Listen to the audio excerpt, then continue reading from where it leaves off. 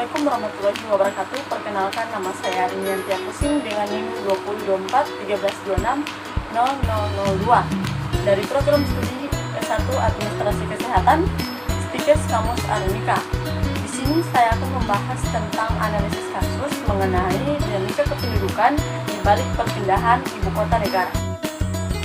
Poin pertama yaitu identifikasi penyebab 15-16 kematian pada bayi di bawah usia 1 tahun per 1000 kelahiran di Kalimantan Timur. Nah, penyebab utamanya yaitu pertama, akses terhadap pelayanan kesehatan yang tidak memadai.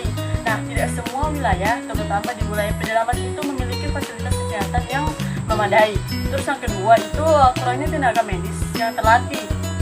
Nah, kekurangan dokter spesialis anak atau bidan di daerah terpencil itu juga menghambat penanganan kasus kritis pada anak.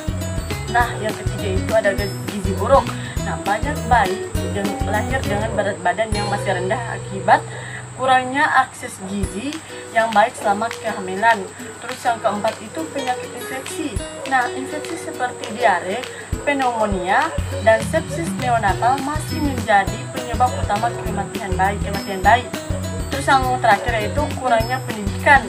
Nah, banyak keluarga yang kurang memahami pentingnya perawatan kehamilan dan imunisasi untuk bayi. Masuk di poin 2, yaitu faktor penyebab penurunan tren fertilitas di Kalimantan Timur. Yang pertama itu ada peningkatan pendidikan perempuan. Nah, pendidikan yang lebih baik akan membuat perempuan lebih sadar tentang keluarga berencana dan menunda usia pernikahan. Terus yang kedua itu ada program keluarga berencana. Upaya pemerintah untuk mempromosikan kontrasepsi berhasil menurunkan angka kelahiran. Terus yang ketiga itu ada urbanisasi, perpindahan penduduk ke kota menciptakan gaya hidup yang lebih berorientasi pada karir sehingga pasangan cenderung memiliki lebih sedikit anak. Terus yang keempat itu ada biaya hidup tinggi. Nah, dengan meningkatnya biaya hidup di daerah perkotaan, banyak pasangan memilih untuk membatasi jumlah anak. Terus yang terakhir itu ada perubahan sosial budaya. Nah, ada pergeseran norma budaya yang mendukung keluarga kecil seperti model ideal. Poin 3 itu dampak kesehatan akibat urbanisasi cepat. Yang pertama itu ada overcrowding atau kepadatan penduduk. Nah, penumpukan populasi di perkotaan dapat meningkatkan risiko penyakit menular seperti TBC, DBD, dan COVID-19 yang terjadi pada tahun 2019. Nah, terus ada polusi udara. Aktivitas urbanisasi seperti konstruksi dan peningkatan jumlah kendaraan bermotor itu juga menyebabkan peningkatan penyakit pernafasan. Terus yang ketiga itu ada kesehatan mental. Nah, tekanan hidup di kota termasuk persaingan kerja dan kemacetan meningkatkan risiko stres dan depresi serta gangguan kecemasan. Yang keempat itu ada kurangnya akses fasilitas kesehatan. Nah, migrasi besar-besaran dapat membuat fasilitas kesehatan kewalahan melayani kebutuhan populasi yang bertambah. Poin keempat yaitu strategi pemerintah dalam menghadapi tekanan infrastruktur. Yang pertama itu ada perencanaan kota yang matang. Nah, dengan mengembangkan kota baru dengan prinsip tata ruang yang lebih efisien, termasuk zonasi perumahan, industri, dan ruang hijau.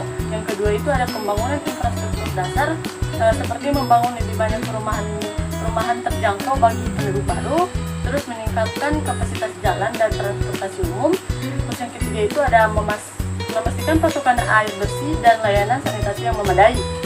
Terus yang ketiga itu ada penguatan kolaborasi, yaitu menggandeng sektor swasta untuk berinvestasi dalam pengembangan infrastruktur lokal. Terus yang keempat itu ada peningkatan layanan publik, yaitu menambah jumlah rumah sakit, sekolah, dan layanan darurat di daerah-daerah pertumbuhan utama. Dan yang terakhir poin 5 yaitu langkah-langkah mengurangi kesenjangan sosial dan ekonomi. Nah, yang pertama itu pelatihan keterampilan bagi penduduk asli. Nah, dengan memberikan pelatihan untuk meningkatkan keterampilan mereka agar bisa bersaing di pasar kerja modern. Yang kedua itu ada program afirmasi dengan memberikan prioritas kepada penduduk asli dalam pengadaan lapangan kerja, terutama dalam proyek pembangunan IKN. Terus yang ketiga itu ada pengembangan UMKM lokal, yaitu membantu penduduk asli mengembangkan usaha mikro, kecil, dan menengah melalui akses modal dan pelatihan. Terus yang keempat itu ada perlindungan budaya. Nah, mengintegrasikan nilai-nilai budaya lokal dalam pembangunan agar penduduk asli merasa dihargai. Terus yang terakhir itu ada pembangunan inklusif, yaitu mengutamakan pendekatan pembangunan yang melibatkan semua lapisan masyarakat maupun penduduk asli dan migran untuk memastikan distribusi manfaat yang lebih adil. Nah, sekian itu materi yang bisa saya paparkan. Kurang dan lebihnya saya mohon maaf. Wabillahi taufiq wal hidayah. Wassalamualaikum warahmatullahi wabarakatuh.